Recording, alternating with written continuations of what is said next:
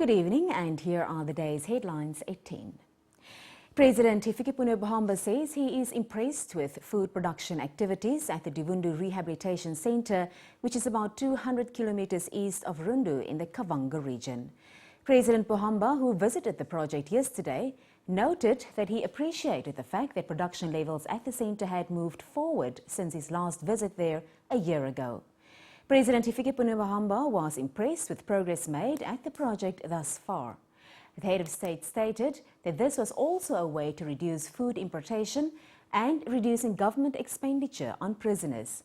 The rehabilitation centre was established in 1996 and is home to well-behaved inmates serving their final year of their sentence. While at the centre, the inmates are trained to crop production. Government has expressed satisfaction with the country's press freedom ranking by an international media freedom advocacy organization. In a report released on Monday, Namibia was ranked Africa's #1 in press freedom by Reporters Without Borders. Namibia is ranked number 21 in the world, while Cape Verde, Ghana and Mali share the 26th position, with South Africa occupying the 38th position. Prime Minister Nahas Ngula says he sees the honour as a true reflection of the media landscape in the country, as media workers enjoy the right and freedom to practice freely. Quoting Article 21 of the Namibian Constitution, Ngula said it was up to media practitioners to carry out their work in accordance with journalistic standards. Reporters Without Borders is an international media freedom advocacy organisation which assesses the level of tolerance for press freedom worldwide. The Ministry of Veterans Affairs has, as per a cabinet directive, paid a lump sum of $50,000 to each of the 415 veterans of the liberation struggle.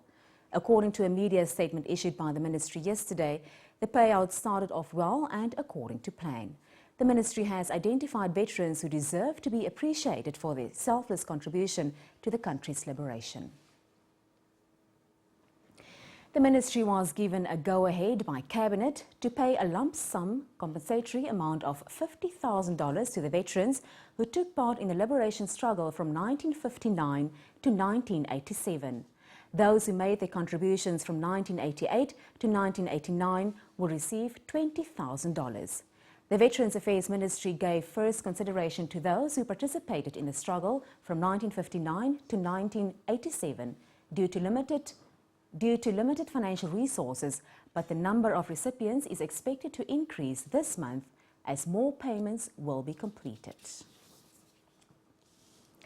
The Information and Communication Technology Minister has commended the Polytechnic of Namibia for launching the Student Laptop Initiative. The initiative will provide students with an opportunity to buy laptops from the institution at an affordable price. The initiative was launched by ICT Deputy Minister Stanley Simata on behalf of Minister Joel Kapanda. Kapanda, in a speech read on his behalf, said both lecturers and students would benefit from the laptops in many ways. He called on other institutions of higher learning to emulate the Polytechnic of Namibia's example. Kapanda says he believes such initiatives will enable the country to start moving away from traditional teaching and learning methods and introduce e-learning. The chief prosecutor of the International Criminal Court has said he will investigate Libyan leader Muammar Gaddafi, his sons and senior aides for crimes against humanity. Luis Moreno Ocampo says no one had the right to massacre civilians. Thousands of people are thought to have died after security forces targeted protesters in unrest which began in mid-February. Gaddafi vowed to fight on despite losing control of so much of the country. Earlier today, his forces launched airstrikes on the oil town of Brega. The Mobile Telecommunications Company of Namibia is the official sponsor of this year's Namibia Professional Golf Association Championships. The company splashed $1.8 million at a gathering in the capital last night. At last night's gathering, MTC Namibia handed over the cheque to the heavyweights of the local golf association. The money will be used for accommodation, prizes and other logistics at a tournament where more than 100 golfers from different corners of the world are expected to participate. The event, better known as the MTC NPGA in World Golf Circles, will be graced by the winners of the last 7 years' competitions, making it a tough proposition. The championships will kick off in 2 weeks' time. And that's all from us tonight. Good night.